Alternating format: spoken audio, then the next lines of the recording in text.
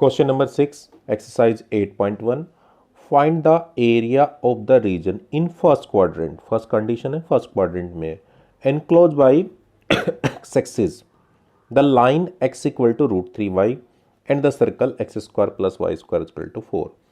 तो rough diagram बनाते हैं बेटा। पहले x square plus y square is equal to 2 का स्क्वायर। तो इसका मीनिंग हुआ कि सेंटर है 0 0 और रेडियस है यहाँ पे 2। तो सेंटर 0 0 और रेडियस 2 वाला एक आप रफ डायग्राम बनाएंगे। चलिए एक रफ डायग्राम ड्रॉ कर लेते हैं। यहाँ पे सेंटर 0 0 और रेडियस 2 वाला। फेयर नहीं, मैं रफ की बात कर रहा हूँ क्योंकि रफ की जरूरत पड़ेगी आपको। ये बन गया, ठीक है ना। तो ये 1 2 3 4 4 इक्वल पार्ट में डिवाइड है। वैसे बना नहीं है एग्जैक्ट इतना, पर ये होता है ऐसे 4 इक्वल पार्ट में डिवाइड। यहाँ के कोऑर्डिनेट 2, 0, यहाँ के कोऑर्डिनेट -2, 0। ठीक है। अब आगे दिया है उसने x इक्वल टू √3y। ठीक है बेटा। देखिए y इक्वल टू mx और m अगर आपका पॉजिटिव है, जैसे मैं इसको इधर ले जाऊं तो 1/√3x बन जाएगा।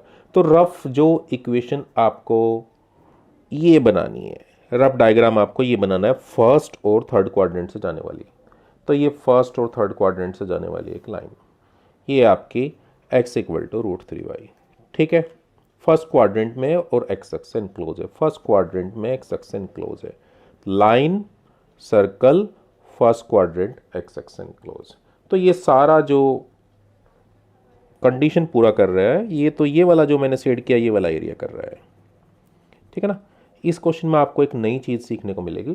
अब ध्यान से देखें, जो मेरा रिक्वायर्ड एरिया है ये यहाँ पे C पॉइंट पे लाइन और सर्कल का कट पॉइंट है। तो इस कट पॉइंट पे तो मैं इंटीग्रेशन नहीं कर सकता। तो यहाँ से परपेंडिकुलर डाल करके मुझे इसे 2 पार्ट में डिवाइड करना पड़ेगा। अब इस ट्राइंगल का अलग और इस पार्ट का अलग निकाल करके ऐड करना पड़ेगा। तो D के कोऑर्डिनेट चाहिए। यहाँ के तो A के तो पता है 0, 0 है। तो 0 से D तक लिमिट लगानी पड़ेगी पहले लाइन पे, ताकि ट्राइंगल का एरिया निकल जाए। फिर D से 2 तक सर्कल पे ये वाला निकल जाए। दोनों को ऐड कर दूंगा। D के कोऑर्डिनेट चाहिए, तो D के कोऑर्डिनेट C से मिल सकते हैं। मैं लाइन को और सर्कल को सॉल्व कर देता हूँ, है ना। तो for coordinate of C, for coordinate of C solve x equal to √3y and x square plus y square is equal to 4। तो x इक्वल टू √3y यहाँ से उठा के यहाँ पुट कर दो। तो ये बन गया 4 टाइम ऑफ y का स्क्वायर इज इक्वल टू 4। तो y इज इक्वल टू +-1। अब बेटा फर्स्ट क्वाड्रेंट में तो पॉजिटिव ही होगी y की वैल्यू, तो 1 है। अब y की वैल्यू 1 पुट कर दो आप। पुट किया y equal to 1 in x equal to √3y।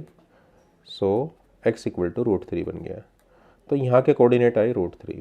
तो कोऑर्डिनेट बन गया आपके, कोऑर्डिनेट ऑफ C बने आपके √3 और 1। तो D के कोऑर्डिनेट बनेंगे आपके √3 और 0। सो कोऑर्डिनेट ऑफ D √3 और 0। तो एरिया ऑफ शेडेड पोर्शन या required area, area of shaded region, पहले 0 से √3 तक, 0 से √3 तक dx है। और देखो y की वैल्यू लाइन के साथ चेंज हो रही है ना। तो y की वैल्यू लाइन से y की वैल्यू निकालूंगा तो ये रही ना लाइन आपकी, इसको अपोन में ले आएंगे। तो x अपॉन √3 प्लस √3 से 2 तक, √3 से 2 तक। अब ये जो सर्कल है बाहर वाला, इससे y की वैल्यू पुट करनी पड़ेगी। तो सर्कल की इक्वेशन आपको पता है, ये रही। यहाँ से y की वैल्यू निकालेंगे तो 2 का स्क्वायर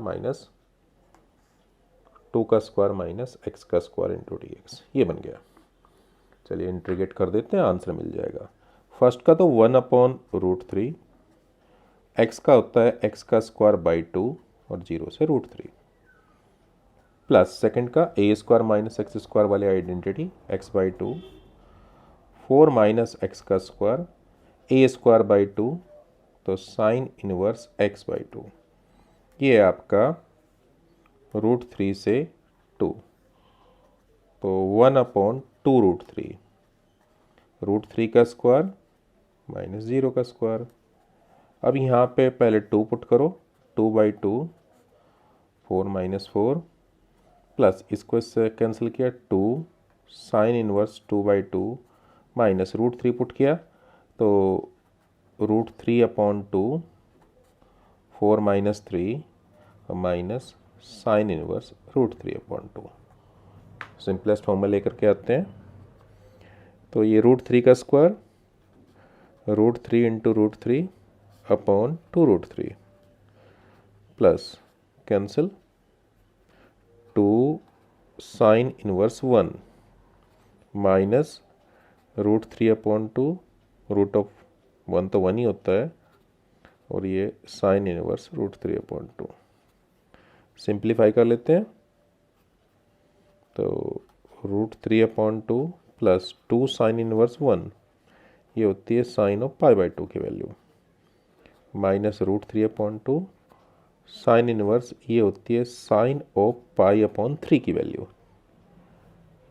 साइन से साइन इनवर्स कैंसिल, तो ये पार्ट बना 2 × π/2 माइनस π/3, तो pi minus π/3 2π/3 square unit. Hope so clear होगा आप सभी को।